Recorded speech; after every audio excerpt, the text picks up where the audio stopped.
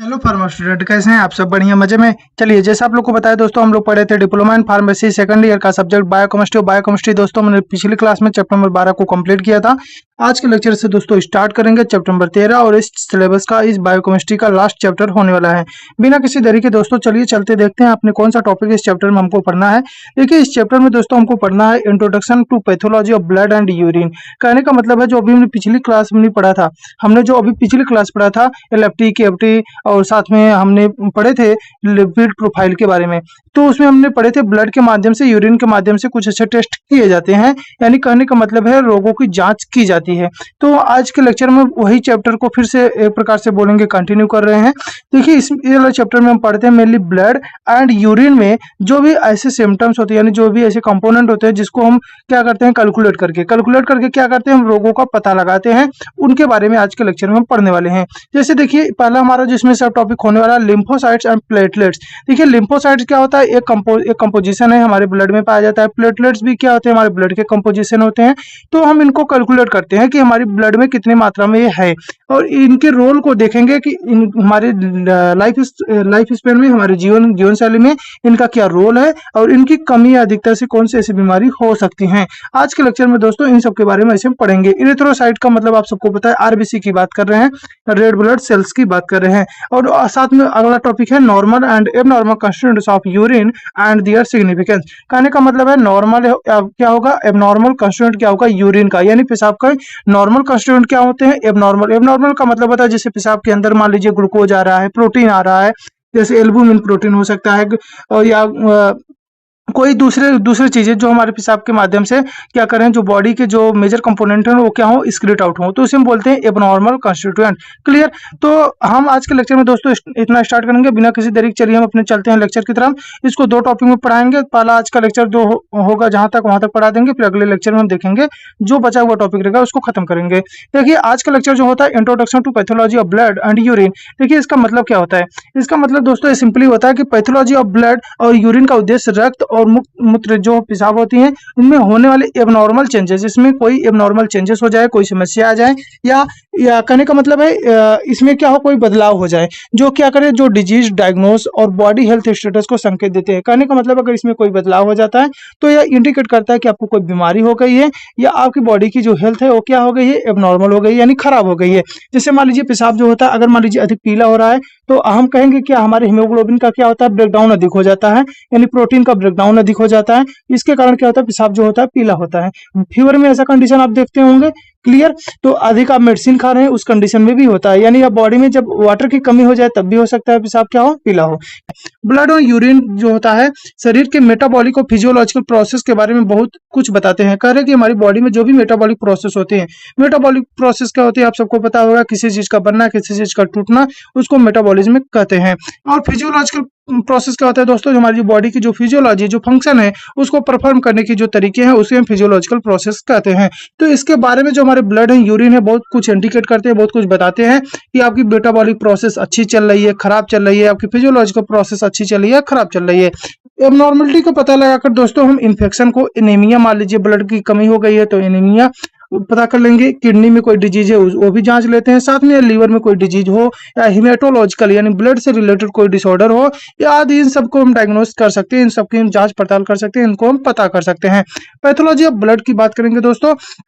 सबसे पहले देखिए पैथोलॉजी ऑफ ब्लड, ब्लड से जुड़े रोगों, उनके कारण और प्रोग्रेशन का अध्ययन पैथोलॉजी ऑफ ब्लड कहलाता है। कहने का मतलब है ब्लड से जुड़े हुए रोगों को, और या ब्लड के अंदर जितने भी कंपोनेंट है उन कंपोनेंट की हम अध्ययन करें, उनकी जांच पड़ताल करें, इसी को हम पैथोलॉजी ऑफ ब्लड कहते हैं। कारण जो टेस्ट परफॉर्म किए जाते हैं उन्हें हिमेटोलॉजिकल टेस्ट कहते हैं, और जो इससे ब्लड के माध्यम से दोस्तों जितने भी टेस्ट किए जाते हैं उन टेस्ट को हम हिमेटोलॉजिकल टेस्ट कहते हैं। हिमेटोलॉजिकल का मतलब ये होता है कि दोस्तों हीमोग्लोबिन, हिमेटोलॉजिकल मतलब क्या होता है, हीम जो वर्ड आ रहा है ये क्या होता है, ब्लड के लिए बोला जाता है, और हमको क्या बोलते हैं, इसको हीमोग्लोबिन बोलते हैं। क्लियर। ये जो टेस्ट होते हैं दोस्तों हमें बताते हैं कि ब्लड सेल्स, हीमोग्लोबिन, प्लेटलेट्स या अदर ब्लड कंपोनेंट जो होते हैं दोस्तों वो ठीक है, या किसी की रोग की संभावना हो सकती है। कह रहे हैं कि अगर उसमें एबनॉर्मल हो गई है तो किसी रोग की संभावना हो सकती है, या तो ठीक होंगे।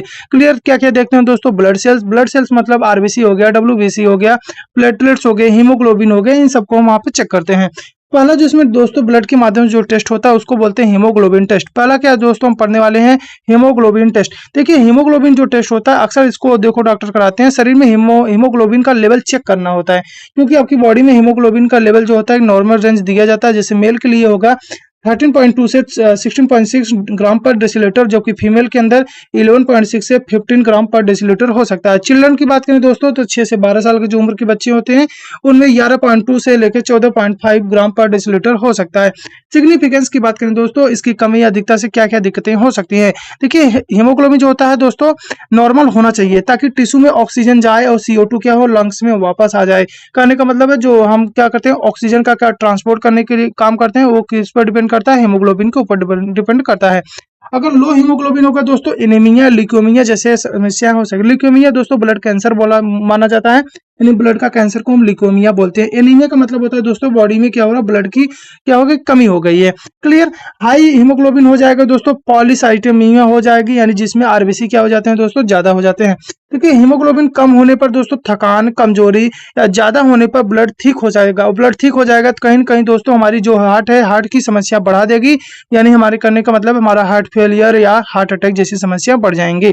अगला जो इसमें दोस्तों कंपोनेंट पढ़ने वाले हैं उस कंपोनेंट का नाम है दोस्तों आरबीसी, यानी इसको हम बोलते हैं रेड ब्लड काउंट सेल्स। क्या red blood count, clear. RBC count बोला जाता है दोस्तों, ब्लड में आरबीसी की संख्या को पता करना होता है, जबकि मेल के अंदर जो होता है दोस्तों 4.5 से लेकर 5.5 मिलियन पर मिलीमीटर क्यों होता है, और फीमेल के अंदर 3.5 से लेकर 5.5, जबकि चिल्ड्रन के अंदर दोस्तों 4 से लेकर 5.5 मिलियन होते हैं।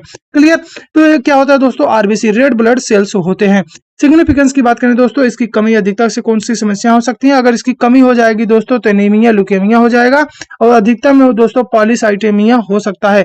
आरबीसी जो होता है दोस्तों शरीर में ऑक्सीजन और CO2 ट्रांसपोर्ट करते हैं, यानी कहने का मतलब है आरबीसी क्या करते हैं ऑक्सीजन को सेल्स तक पहुंचाते हैं और CO2 को सेल से लेकर वापस लंग्स तक पहुंचाते हैं, जहां पे उसे फिर क्या किया जाता है एक्सक्रीट आउट कर दिया जाता है। क्लियर।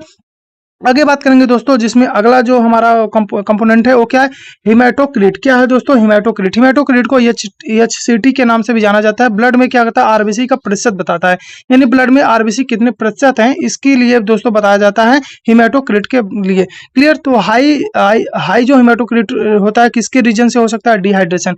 अगर आपकी बॉडी में पानी की कमी हो गई दोस्तों तो हो सकता है आपकी बॉडी में जो हिमेटोक्रिट है दोस्तों वो क्या हो जाएंगे, बढ़ जाएंगे। क्लियर। हिमेटोक्रिट किसके लिए बताया जाता है दोस्तों, हिमेटोक्रिट बताया जाता है ब्लड में आरबीसी का प्रतिशत बताने के लिए। क्लियर। लो ऑक्सीजन से भी क्या होता है हिमेटोक्रिट बढ़ सकते हैं, यानी लंग्स प्रॉब्लम या स्मोकिंग जैसी समस्याएं से हो सकता है। किडनी प्रॉब्लम की बात करें, अगर किडनी में प्रॉब्लम है तो भी हिमेटोक्रिट बढ़ सकते हैं, जैसे इरिथ्रोपोइटिन हार्मोन स्टिमुलेट करता है आरबीसी प्रोडक्शन को। लो हिमेटोक्रिट का रीजन क्या होता है दोस्तों, यानी किस कारण से हिमेटोक्रिट कम हो जाएंगे, अगर हैवी ब्लड लॉस हो, अगर आपकी बॉडी से अधिक ब्लड लॉस हो रहा है तो जो हिमेटोक्रिट होते हैं वो कम हो जाएंगे।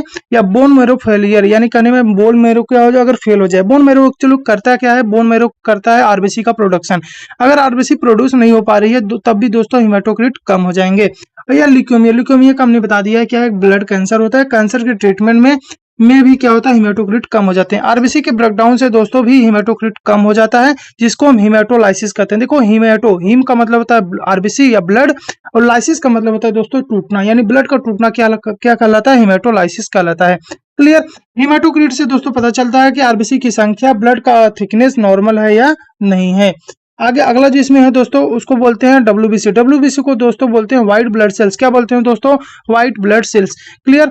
टोटल ल्यूकोसाइट्स भी बोलते हैं, क्यों, क्योंकि इनका जो नेचर होता है दोस्तों फैगोसाइटोसिस होता है। फैगोसाइटोसिस मतलब होता है जो पैथोजन होते हैं जो हमारी बॉडी में क्या कोई बीमारी कॉज कर सकते हैं उनके लिए क्या करता है, डिफेंस मैकेनिज्म का काम करता है, यानी कहने का मतलब उनसे लड़ता है और उन जो पैथोजन होते हैं उनको डिस्ट्रॉय कर देता है। इसलिए हमको क्या फैगोसाइटोसिस इन नेचर माना जाता है। क्लियर। और इसको टोटल ल्यूकोसाइट काउंट भी बोला जाता है, यानी TLC के नाम से भी जाना जाता है। देखो WBC की संख्या को पता करना जो हमारे ब्लड के माध्यम से हमारा उद्देश्य होता है कि WBC की संख्या को पता करना है। नॉर्मल रेंज की बात करें दोस्तों तो 4.5 से 11,000 पर मेल या फीमेल के अंदर हो सकता है। सिग्निफिकेंस की बात करें दोस्तों, अगर हाई हाई डब्ल्यूबीसी है तो इन्फेक्शन, एलर्जी, इन्फ्लामेशन, ल्यूकेमिया जैसी समस्याएं हो सकती हैं। आपको इन्फेक्शन हो जाएगा, आपको एलर्जी हो सकती है, इन्फ्लामेशन हो जाएगा। क्यों? क्योंकि आपकी आरबीसी डब्ल्यूबीसी क्या है दोस्तों, अधिक हो गई है। लो डब्ल्यूबीसी हो जाएगा तो कोई बीमारी कॉज हो जाएगा कि यानी कि एनिमल जो पैथोजन है उसके खिलाफ वो लड़ नहीं पाएगा, जिसके कारण कोई बीमारी हो, जैसे टाइफाइड हो गया, हेपेटाइटिस हो गया, इन्फ्लुएंजा हो गए, वायरल इन्फेक्शन हो गया, कैंसर हो गए। इन सब में क्या होता है दोस्तों, अगर डब्ल्यूबीसी कम है तो आपको ये सब बीमारी हो सकती है। डब्ल्यूबीसी हमारी बॉडी की क्या होती है दोस्तों, डिफेंस मैकेनिज्म। डिफेंस मैकेनिज्म अभी हमने बताया है, जो हमारी बॉडी को क्या करती है, पैथोजन या बैक्टीरिया जितने भी है उससे प्रोटेक्ट करती है। आगे बात करेंगे दोस्तों, डिफरेंशियल ल्यूकोसाइट काउंट की बात करेंगे। देखिए डिफरेंशियल ल्यूकोसाइट काउंट देखिए अलग अलग टाइप के हो सकते हैं। जैसे पहला बात करेंगे क्या है, न्यूट्रोफिल्स। न्यूट्रोफिल्स क्या होते हैं दोस्तों, ऐसा बताएं, जो नॉर्मल प्रतिशत होता है इसका 60 से 70% हो सकते हैं। ये क्या करता है, bacterial infection, UTI, urinary tract infection या वूपिंग कफ में क्या करता है, ये इनका लेवल जो होता है दोस्तों हाई लेवल हो जाता है। यानी कहने का मतलब न्यूट्रोफिल इस सब कंडीशन में क्या हो जाते हैं, बढ़ जाते हैं। जब भी आप टेस्ट करवाएंगे तो न्यूट्रोफिल का अमाउंट यूटीआई में, वूपिंग कफ्स में, बैक्टीरियल इन्फेक्शन में बढ़ा हुआ दिखेगा। इयोसिनोफिल की बात करें, अक्सर एलर्जी के लिए दिया जाता है दोस्तों। सॉरी, ये अक्सर एलर्जी इंडिकेट करता है। जैसे इसका प्रतिशत बात करें 1 से 4% होता है, और एलर्जी कंडीशन के टाइम पे बढ़ जाता है, यानी 4% से ज्यादा हो जाएगा, या कोई पैरासाइट इन्फेक्शन से भी ये बढ़ सकता है। अगला बात करेंगे दोस्तों, बेसोफिल। बेसोफिल होता है लगभग 0 से लेकर 2% तक, और ग्रेनुलोसाइट ल्यूकेमिया कॉज कर देगा। अगर बढ़ता है ग्रेनुलोसाइट ल्यूकेमिया तो भी इसका प्रतिशत क्या हो जाएगा दोस्तों, बढ़ जाएगा। अगला है मोनोसाइट्स। मोनोसाइट भी क्या होता है दोस्तों, फाइगोसाइटोसिस इन नेचर होते हैं। क्लियर? ये क्या होते हैं दोस्तों, फाइगोसाइटोसिस इन नेचर। ये जबकि नॉर्मली कितना होता है, 5 से लेकर 10%, लेकिन तब बढ़ जाएगा जब बैक्टीरियल इन्फेक्शन हो जाएगा या मोनोसिस्टिक ल्यूकेमिया हो जाएगा। क्लियर? अगला है लिम्फोसाइट। लिम्फोसाइट जो होता है दोस्तों 20 से लेकर 30% हो सकता है, और वायरल इन्फेक्शन या ऑटोइम्यून डिजीज के टाइम पे क्या हो जाते हैं, बॉडी में इंक्रीज हो जाते हैं। देखिए जो डिफरेंशियल ल्यूकोसाइट काउंट होता है हमें हमें बताता है कि इन्फेक्शन या प्रॉब्लम हो सकता है। क्लियर? ये इसको क्या किया जाता है, इसको टेस्ट किया जाता है और उनको बताया जाता है कि इससे क्या क्या समस्याएं हो सकती हैं।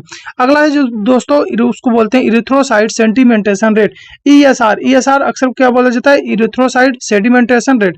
देखिए आरबीसी के सेटल होने की स्पीड इसमें दिखाई जाती है। आप इसमें क्या करेंगे, एक ट्यूब आता है जिसको बोलते हैं ईडीटीए ट्यूब। क्या बोलते हैं दोस्तों, ईडीटीए ट्यूब। इसका फुल फॉर्म होता है इथिलीन डाइमीन टेट्राएसिटिक एसिड। आप जब सीबीसी करवाते हैं, जब जिसमें वाल्व में जो डॉक्टर जो ब्लड को भरता है उसी को बोलते हैं, सीबीसी वाले वाल्व को बोलते हैं ईडीटीए ट्यूब या ईडीटीए वाल्व। क्लियर? जब उसमें आप ब्लड रखेंगे दोस्तों, तो कुछ टाइम बाद देखेंगे जो नीचे जो ब्लड होगा वो क्या हो जाएगा, नीचे जमने लगेगा, और ऊपर हम देखेंगे तो ऊपर थोड़ा थोड़ा क्या हो जाएगा, थोड़ा पानी की तरह यानी व्हाइट की तरह दिखने लगेगा।